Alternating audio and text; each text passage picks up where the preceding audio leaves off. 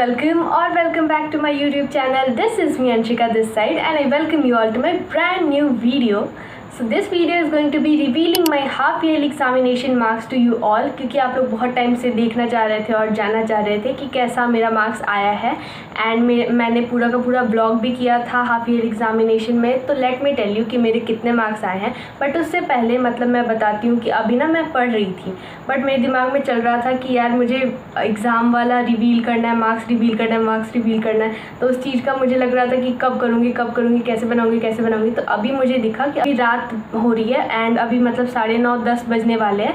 And अभी मैंने सोचा कि अभी सब चीज़ शांत है, सब लोग मतलब कोई शोर शराबा नहीं हो रहा है, तो इस वजह से मैंने सोचा कि चलो अभी ही इस वीडियो को शूट कर लेते हैं।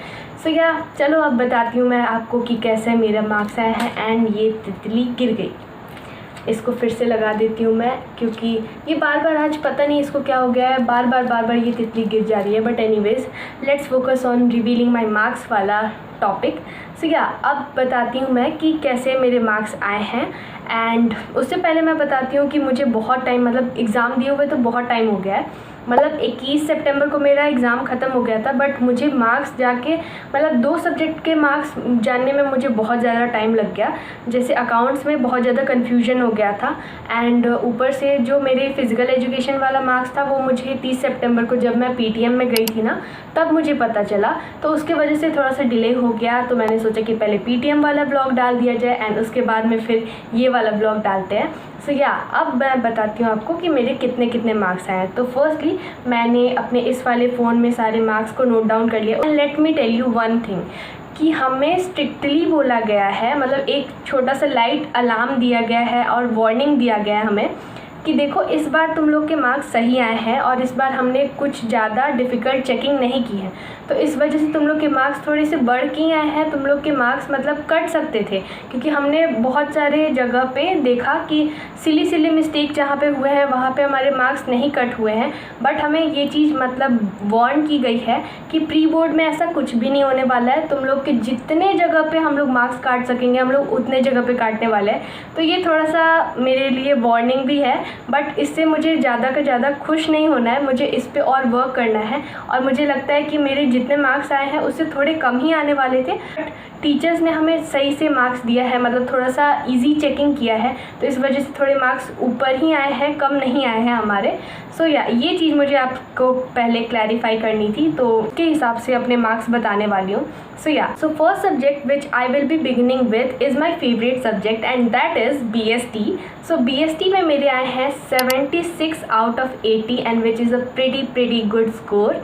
एंड ये वाले मार्क्स में मतलब मेरे एग्ज़ाम में क्वेश्चन राइटिंग मतलब आंसर राइटिंग में मेरे नंबर कट सकते थे, बट सर ने नहीं काटे हैं। और कहीं पे सर ने मुझे बताया कि ये जगह पे नंबर कट सकते थे, बट क्योंकि आप लोग का पहला 80 मार्क्स का एग्ज़ाम हो रहा है तो इस वजह से हमारा मतलब उतना हमने स्ट्रिक्ट चेकिंग नहीं की है। यहाँ पे मतलब मेरे MCQ में मतलब नंबर कटे हैं एंड उसके बाद में मुझे सारे थ्योरी में तो अच्छे नंबर मिल ही गए हैं। And the second subject which I will be going to tell you right now it is physical education. And physical education के मार्क्स मुझे जब PTM में मैं गई उस टाइम पे मुझे पता चला एंड उसके बाद में मैं सेटिस्फाइड हूँ इस नंबर से। मतलब ऐसा नहीं है कि मतलब बहुत ज़्यादा कम आए हैं या बहुत ज़्यादा आए हैं, नहीं, मैं सेटिस्फाइड हूँ इस नंबर से। एंड ये बहुत ज़्यादा अच्छे स्कोर्स हैं, मतलब मेरे लिए तो अच्छे स्कोर्स हैं।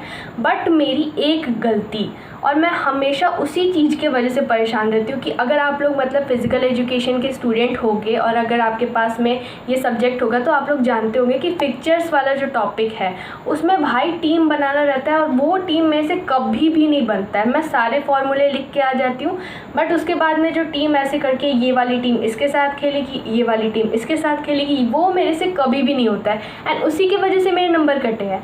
तो उसमें मेरे नंबर कटे हैं, मुझे 1 या आधा नंबर मिला है, उसमें 1 या 2 नंबर मिला है गेस, उसमें बस 1 या 2 नंबर मिला है। और उसके बाद में फिर मेरे MCQ में गलती हुई है और उसके बाद में जितना मेरा नंबर आया है तो मैं अभी आपको बताती हूँ। मेरे नंबर आए हैं फ़िज़िकल एजुकेशन में 63 आउट ऑफ 70 एंड ये भी बहुत अच्छे स्कोर्स हैं। मैं इतना एग्जैजरेट नहीं करूँगी कि यार मेरे इतने नंबर कट गए, मेरे उतने नंबर कट गए, नहीं, बहुत अच्छे नंबर हैं। उसके बाद में next up is economics and economics में I have got 73 out of 80 which is again a pretty good score.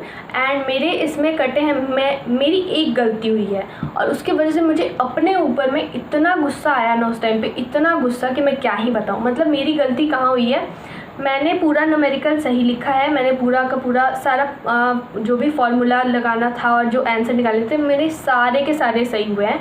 बस एक जगह पे एक क्वेश्चन में NVAFC उसमें निकालना था और मैंने NVAFC की जगह, मेरा आंसर भी सही आया है बट मैंने जो NVAFC उसके बाद में जो फार्मूला लिखना होता है तो मैंने फार्मूला भी सही लिखा है, आंसर भी सही निकाला है, बट मैंने NVAFC के जगह पे मैंने NDPFC लिख दिया एंड उसके वजह से मेरा नंबर पूरा का पूरा डिडक्ट हो गया।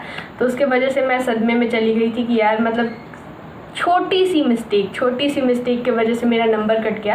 बट उसके बाद में मतलब एक दो ऐसे MCQs में गलती हुए थे एंड उसके बाद में जो मैंने बताया था आपको कि मेरे इंडियन इकोनॉमिक्स के टाइम पे मतलब मेरा थोड़ा सा दिमाग डिस्ट्रैक्ट हो गया था क्योंकि इधर उधर बात चल रही थी, शोर शराबा हो रहा था क्लास में, तो इसके वजह से वहाँ पे थोड़े बहुत नंबर कट गए, मतलब फिर भी अच्छे नंबर आए हैं। एंड उसके बाद में हम लोग चलते हैं अकाउंट्स पे। अकाउंट्स के मार्क्स मतलब मैं क्या ही बताऊँ। चलो अब मैं बताती हूँ कि अकाउंट्स में मेरे कितने नंबर आए हैं। तो मैंने जब पूरा का पूरा टोटल कैलकुलेट किया था तो मतलब मेरी तो सबसे बड़ी मिस्टेक ये हुई है कि मैंने जहाँ से देखा कि मुझे ये क्वेश्चन आ रहा है मैंने वहाँ से स्टार्ट कर दिया और उसके वजह से मुझे डांट भी पड़ी है कि तुम्हें मतलब सीक्वेंस वाइज अगर करना भी है तो डिसेंडिंग ऑर्डर में करो या फिर असेंडिंग ऑर्डर में करो। पर मैंने कहीं कहीं के क्वेश्चन को कहीं मतलब 34 नंबर पहले किया, फिर 23 नंबर पहले किया, इसके वजह से बहुत ज़्यादा कन्फ्यूजन हुआ है कि मैंने कितने क्वेश्चंस मैं छोड़ के आई हूँ। तो इन सब में मतलब बहुत ज़्यादा कॉपी चेकिंग में मैम की भी हालत ख़राब हो गई थी और जब मैंने अपनी कॉपी चेकिंग कर रही थी मैं तो मेरी भी हालत ख़राब हो गई थी। तो इसके वजह से थोड़ा बहुत कन्फ्यूजन हो गया था। तो मेरे मार्क्स उस टाइम पे एक्चुअली में पता नहीं लग रहे थे कि कितने आए हैं, बट फिर मैम ने रीचेक किया कॉपी को एंड उसके बाद में फिर मुझे पता चला कि मेरे मार्क्स आए हैं। अच्छे नहीं हैं मुझे पता है एंड मुझे इस पर बहुत काम करने की ज़रूरत है और मतलब ये तो मैं पहले ही से आप लोगों को बता चुकी हूँ कि accounts is not my strength, but मैं इस पर काम करूँगी ज़रूर के ज़रूर।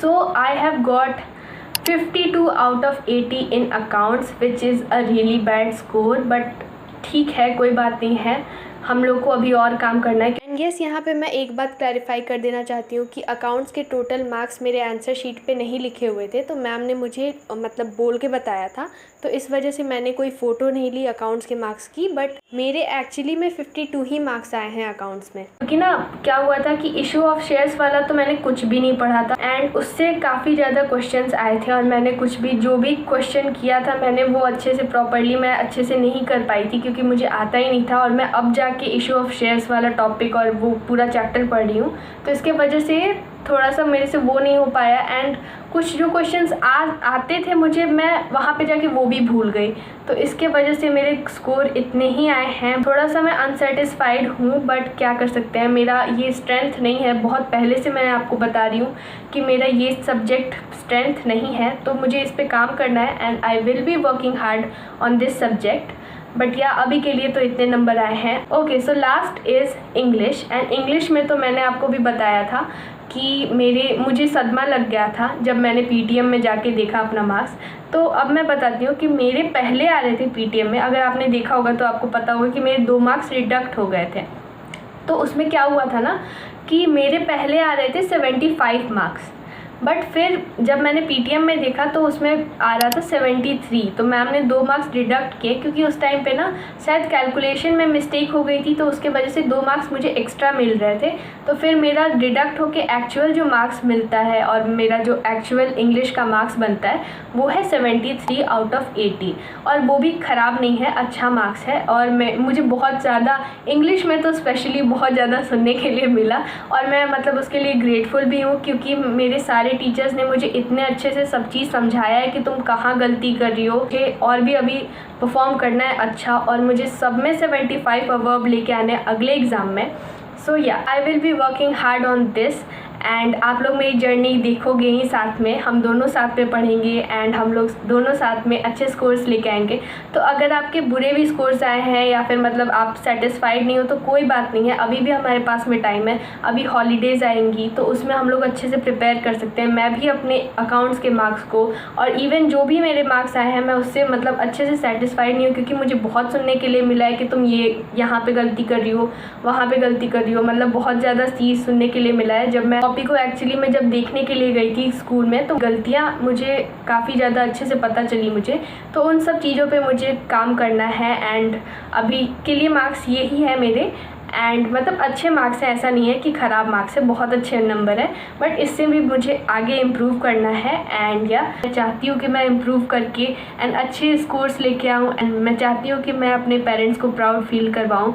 And also there is always a room for improvement. So हम दोनों साथ में मिलके इम्प्रूव करेंगे एंड हम लोग साथ में अपनी जर्नी को देखेंगे एंड शेयर करेंगे अपनी जर्नी एंड क्या क्या हमें डिफ़िकल्टीज़ आ रही है। एंड मैं आप लोग को सामने अपनी जर्नी बताऊँगी कि कैसे मैंने क्या किया एंड मैं क्या पढ़ रही हूँ। तो सब चीज़ आपको इस चैनल पे मेरी साथ में मेरी पूरी की पूरी स्टडी जर्नी क्लास 12 एंड आगे भी आपको देखने के लिए मिलेगी। So stay tune for that. And अब मैं जा रही हूँ फिर से पढ़ने के लिए। So yeah that brings us to the end of this video and that's it for today's video. And if you like this video then make sure to like, comment, share and subscribe to my YouTube channel because it motivates me a lot for making such type of videos for you all, and I would love to see your comments on this video. So yeah, thanks for watching. Bye.